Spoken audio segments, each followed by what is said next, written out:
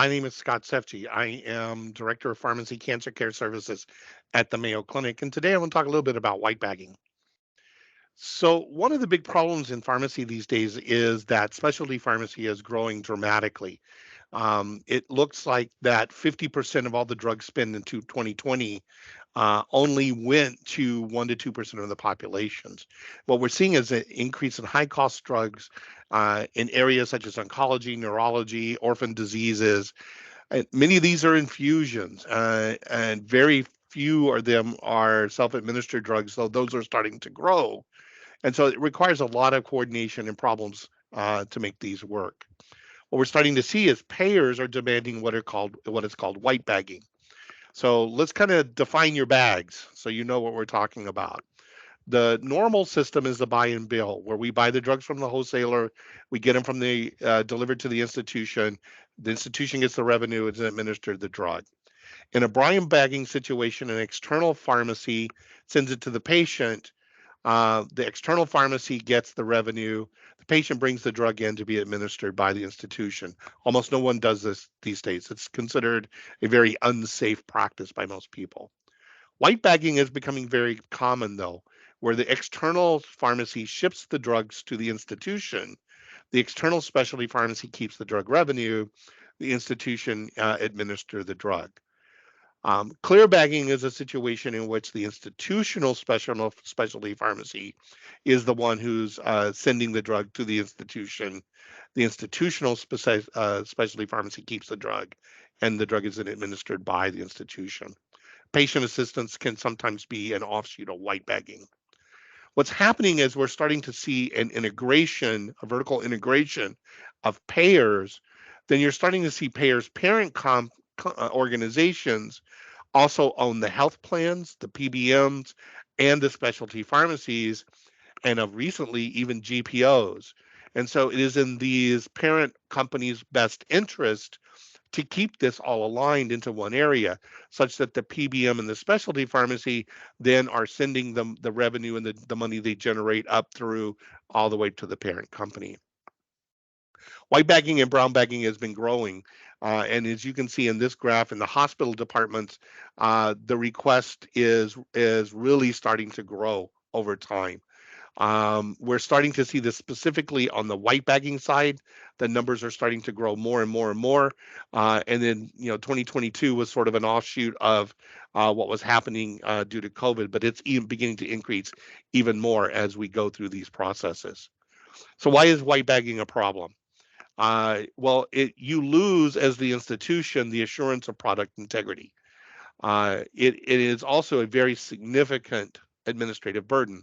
Someone has to work on behalf of the patient to order the drug, make sure the drug is here. It has to store individually. The billing and documentation has to be made sure it's correct. You can't bill for the drug, so someone has to be clearing all of that out. And then these drugs are patient specific.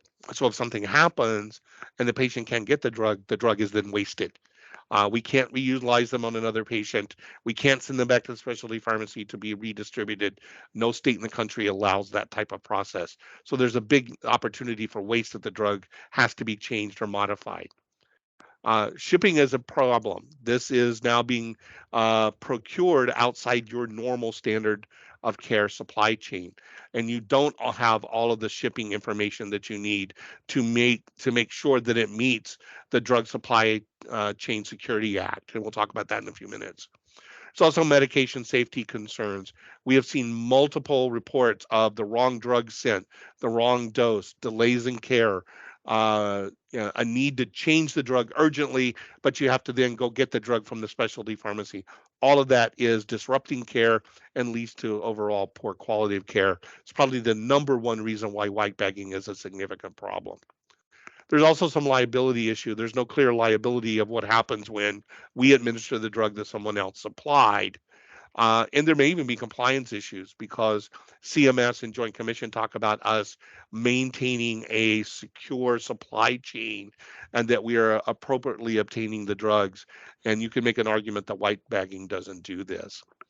Um, from a legal perspective, if the specialty pharmacy is acting as a wholesaler, then they must meet the DCSCA standards, which means they have to send the track and trace information all the way from the manufacturer through the specialty pharmacy to you as the institution receiving the drug.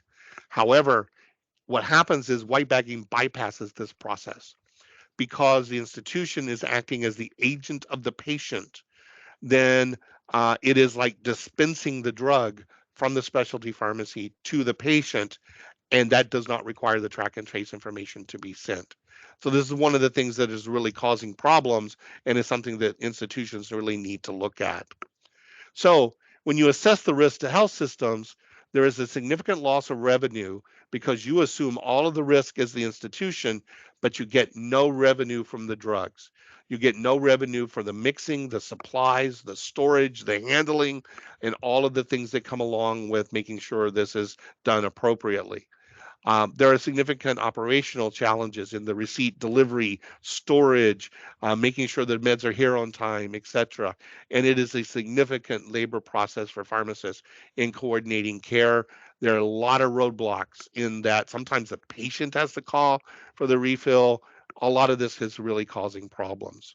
So what's great for you guys in Florida is that you recently passed a bill, it's been signed, that white bagging can only occur when both the patient and the provider agree. So you need written the payers now need written consent in your state. In Minnesota, we're kind of approaching it from a safety perspective and hoping to get bills passed very soon in that. So pay attention to what's happening in your state. White bagging is something we probably need to really fight back against. And I hope you learned something today and you can take and make this useful.